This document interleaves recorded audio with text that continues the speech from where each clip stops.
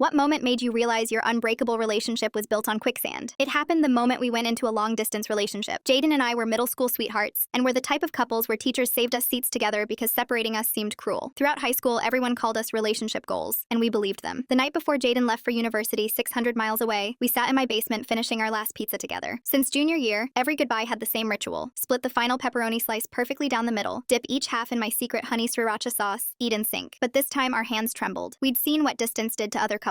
So that night before he left, we made a blood pact with two promises. 1, we would show up and book a flight over on the happiest days of our lives no matter where we were. 2, neither of us would ever betray the other's trust. We sealed it with our pizza ritual and snapped a Polaroid, and I pinned that photo to my nightstand. The very next day, on his flight to campus, our 6-year relationship began its death spiral, all because of a girl named Evelyn who happened to sit beside him that flight. She was stressed about starting college, and by the time they landed, they'd discovered they were heading to the same school. At first, I was genuinely happy he'd made a friend, but within days, every conversation started with her name. Evelyn thinks this. Evelyn said that. One time, they even got pepperoni pizza together and even dipping my secret honey sriracha sauce into it. Coffee runs between classes, late-night study sessions. Her laughter always in the background of our calls. He'd step outside to talk to me, like I was the interruption. 3 months in, he didn't pick up. Evelyn answered instead, breathless, giggling. She said Jaden was in the shower and asked if I wanted her to take a message. I snapped back, demanding, "Can I talk to my boyfriend?" My voice came out sharper than intended. She handed him the phone eventually. "Why were you so rude to Evelyn?" His first words. "Not hello, not sorry for worrying me." I snapped. "Why does she have your phone? Why is she always there?" The accusations poured out, months of swallowed doubts finally erupting. He turned cold, called me dramatic, controlling. I pushed harder. "Are you in love with her or something?" "You know what? Maybe I am." The words hit like ice water. "She actually supports me. You just hold me back." I begged him to take it back. He didn't. Said he wanted me out of his life, told me to stop calling. Just like that, 6 years dissolved into nothing. Both promises we'd sealed in blood shattered. He'd betrayed my trust and made it clear he'd never show up for my happiness again. I spent that night staring at our Polaroid, wondering if the quicksand had always been there, and distance just revealed what proximity had hidden. Years passed. Bad dates, trust issues, slowly learning to believe again. Life moved forward whether I wanted it to or not. Eventually, I met someone kind who made me laugh. 3 months ago, he proposed at sunrise on a beach. The morning of our wedding, I finally threw away that old Polaroid after years of holding on to ghosts. It was a beach wedding, public and open. During the ceremony, I spotted Jaden in the back row, just standing there, clapping with everyone else when we kissed. My heart stopped, but I kept smiling. After the ceremony, I approached Jaden during cocktail hour. He said he kept his promise and booked a flight to be here on my happiest day, just like we promised that night. Jaden looked tired, older. Mutual friends had mentioned he was still single, that Evelyn left him years ago, that he tells anyone who'll listen about his biggest regret, which was throwing me away for someone who meant nothing. I didn't give him the satisfaction of a good response, just walked back to my husband, to the string lights and laughter, and the life I'd built from the ruins he left behind.